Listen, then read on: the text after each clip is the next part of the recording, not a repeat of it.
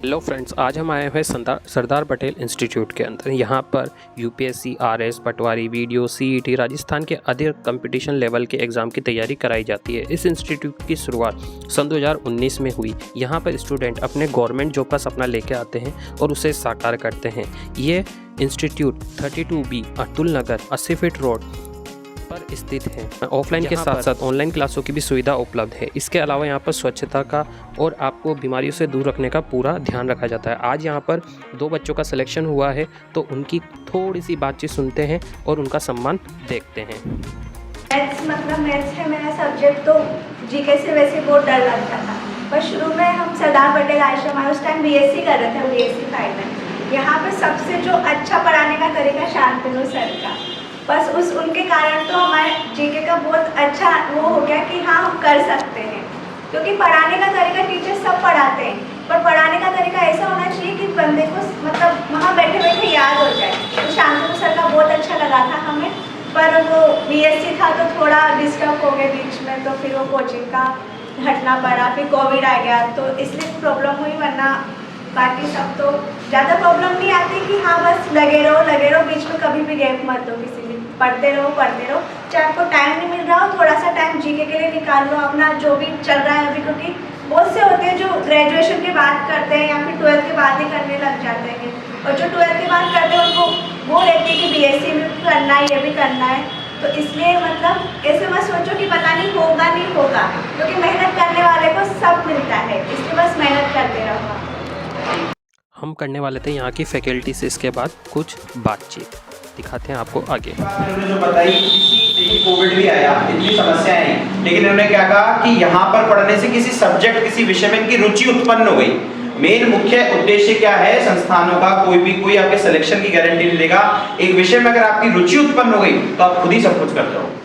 तो दोस्तों, हम आ चुके थे सरदार पटेल इंस्टीट्यूट के अंदर। सरदार पटेल इंस्टीट्यूट में हमने लोगों से देखा, वहाँ पर बच्चों का, वहाँ पर जिन 2 लड़कियों का सिलेक्शन हुआ उनका सम्मान देखा, उनकी बातचीत देखी। सक्सेस स्टोरी हम आपको बाद में बताएंगे।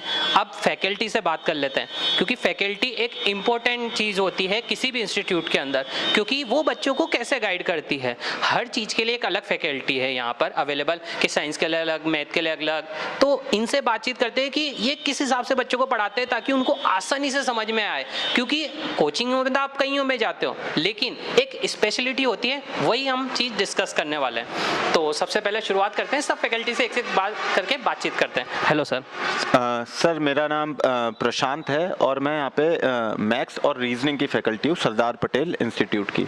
ये हमारा जो इंस्टीट्यूट है 2019 से हम रन कर रहे हैं और करीबन 4 साल हमें पढ़ाते हुए हो गए हैं इस इंस्टीट्यूट में। उससे पहले भी हमने कई संस्थानों में पढ़ाया हुआ है और काफ़ी एक्सपीरियंस लेने के बाद हमने खुद का अपना संस्थान खोला, सरदार पटेल इंस्टीट्यूट। तो सर, जैसे आपने बताया कि सन 2019 से आपने स्टार्ट किया। जी। 19 के बाद में लग गया था कोविड 20 के अंदर, तो आपने कोविड देखा 2 साल का।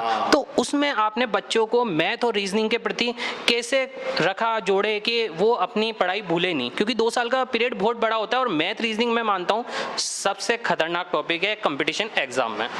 जी देखो, शुरुआत में जब कोविड आया तो काफ़ी समस्याओं का फेस करनी पड़ी हमें शुरुआत में, लेकिन फिर उसका एक ऑल्टरनेटिव ये निकाल लिया था कि हम ऑनलाइन क्लासेस देने लग गए थे। पहले हमने जब ऑनलाइन क्लासेस स्टार्ट करी काफ़ी दिक्कतें का सामना करना पड़ा। फिर हमने ऑनलाइन क्लासेस धीरे धीरे टीचमेंट पे और अपने यूट्यूब चैनल पे के जरिए भी बच्चों को पढ़ाया। पर मैं एक बात कहना चाहूँगा सभी बच्चों से, जो ऑफलाइन क्लास का कंपेरिजन है वो हम ऑनलाइन से नहीं कर सकते, क्योंकि ऑफलाइन में स्टूडेंट से हमारा इंटरेक्शन होता है, बच्चे अपने डाउट पूछते हैं, क्लास ख़त्म भी होती है। जैसे मैथ्स और रीजनिंग में तो मैं आपको कहना चाहूँगा कि ऑफलाइन ही बच्चे ज़्यादा पकड़ पाते हैं, क्योंकि वहाँ पे क्या है, कुछ याद नहीं करना होता बल्कि हमें समझना होता है। तो स्टूडेंट जैसे कभी भी क्लास ख़त्म होएगी तो डाउट में पूछेंगे, तो हम बाय पेन और पेपर से जब उनको बताते हैं तभी ज़्यादा डाउट इसमें ही होते थे, मैथ रीजनिंग के। तभी उनके क्या है, डाउट पूरे अच्छे से क्लियर हो पाते हैं कि ये स्टेप से स्टेप कैसा है। अब कोई स्टेप से स्टेप प्रोसेस समझाना हो आपको, जो कि मैथ्स और रीजनिंग में हम फॉलो करते हैं,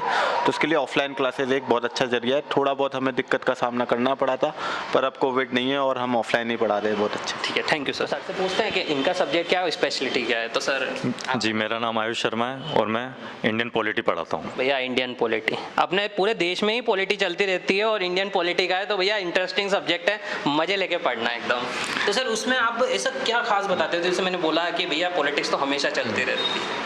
तो देखिए, जब भी क्वेश्चन पूछा जाता है तो अनुच्छेद का जो सब्जेक्ट मैटर रहता है, विषय वस्तु रहती है, उसमें कुछ कीवर्ड्स ऐसे रहते हैं जो आपको हमेशा क्वेश्चन के पेपर में मिलेंगे, सवाल में मिलेंगे। सर पॉलिटी में यदि एक बात पूछूं कि सबसे जो इम्पोर्टेंट चीज़ क्या होती है पॉलिटी के सब्जेक्ट में? बहुत से बच्चे मतलब कंफ्यूज रहते हैं कि इंडियन पॉलिटी को कब वो लांग के पॉलिटिक्स में चल जाते हैं। तो बच्चों को पढ़ाते टाइम इस बात से रोकना कि वो पॉलिटिक्स में ना जाके केवल संविधान पे कंसंट्रेट रहे। सब्जेक्ट कौन सा है और आपका नाम, थोड़ा सा introduction? Myself Ranjana Singh. Basically, I have completed my MSc from Zoology Honors. मैं साइंस पढ़ाती हूँ। मैं सरदार पटेल इंस्टीट्यूट में साइंस की फैकल्टी हूँ। भैया जो सबसे इंटरेस्टिंग टॉपिक होता है ना, साइंस ही होता है, जिसके अंदर मुझे तो थोड़ा क्या केमिस्ट्री में थोड़ा सा डर लगता है, बाकी तो और सब कर लेते हैं। तो आपके जब बच्चों को देखते हो तो आपको बच्चों के लिए कौन सा सब्जेक्ट ऐसा रहता है कि वो सबसे ज़्यादा पसंद करते हैं, और कौन सा सब्जेक्ट ऐसा रहता है जिसमें उनको सबसे ज़्यादा डर लगता है और आपको भी ज़्यादा मेहनत करनी पड़ती है? अभी अगर मैं आपको बात करूँ ना, जैसे ये जो बच्चे आते हैं, है ना, तो जनरली अपना ये कॉन्सेप्ट है कि ठीक है, हम अगर कंपटीशन की तैयारी कर रहे हैं, जैसे अभी CET का आया है, तो साइंस तो छोड़ दो, कोई मतलब नहीं है, बाकी सब्जेक्ट पे ये ज़्यादा फोकस करते हैं, या आर्ट्स स्ट्रीम के होते हैं तो वो साइंस को काफ़ी पीछे छोड़कर आते हैं। जैसे हम लोगों को भी पता है कि 10th तक ही हमें साइंस पढ़नी होती है, तो सबसे बड़ी दिक्कत मुझे यही आती है कि उनको फिर मुझे काफ़ी बेसिक से स्टार्ट करना पड़ता है। बहुत ही उनको बेसिक चीज़ें मैं बताती हूँ, उसके बाद वो कुछ क्लासेस के बाद काफ़ी कंफर्टेबल हो पाते हैं।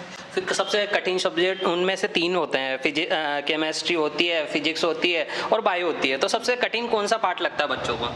बच्चों को वैसे कहा जाए तो फिजिक्स सबसे कठिन लगता है। फिजिक्स सबसे कठिन लगती है मेरे को, सबसे इजी लगती है। चलो नहीं, फिजिक्स सबसे कठिन लगती है, कॉन्सेप्ट समझने में मुश्किल होती है। हाँ जी, फिजिक्स को ना थोड़ा, फिजिक्स क्या बहुत कॉन्सेप्चुअल। तो फिर जब बच्चे समझ नहीं पाते तो आप कैसे करते हो? क्या प्रैक्टिकल करके उनको समझाते हो, किस हिसाब जी? से? एक्चुअली क्या है ना, ये तो मतलब अगर हम पढ़ाई में देखें तो प्रैक्टिकली वो ज़्यादा समझ पाते हैं, और सबसे बड़ी बात है ना कि उनको ना डेली लाइफ के एग्जाम्पल से उनको मतलब मुझे कनेक्ट करना पड़ता है। अब जैसे अगर मैं उनको सेल पढ़ाऊँ, बायो का टॉपिक, तो फिर मैं उनको सेल में बताती हूँ, ठीक है, ये पीछे आप दीवार देख रहे हो, इसका एक बेसिक यूनिट हम मानते हैं, सेल अपना क्या है, एक बेसिक यूनिट है। तो अब ऐसे मान के चलो कि इस दीवार में जो ईंट लगी है उसको मान लो कि वो सेल है, बहुत सारा वो सेल मिलके क्या बना लेगा, एक टिश्यू बना लेगा। ऐसे करके जैसे हम ना एक ईंट जोड़ के दीवार बनाते हैं, उस दीवार को 4 दीवारों को जोड़ के एक कमरा बनाते हैं, उसके बाद हम ऐसे करके बहुत सारे कमरे को हम एक फ्लैट का नाम दे देते हैं। तो इस तरह से मुझे बच्चों को थोड़ा समझाना पड़ता है। देख लो, आपने अभी तो सिर्फ एक छोटा सा वीडियो देखा था, उसके अंदर ही सेल का एक आप इतना टॉपिक समझ चुके हो, तो सोचो जब आप यहाँ सरदार पटेल इंस्टीट्यूट में पढ़ने आओगे तो फिर कितना मजा आएगा। आपको इस वीडियो का दूसरा पार्ट बहुत जल्दी मिलने वाला है। जब तक वीडियो को लाइक कीजिए, चैनल को सब्सक्राइब कीजिए और बेल आइकन को प्रेस कीजिए। Thank you.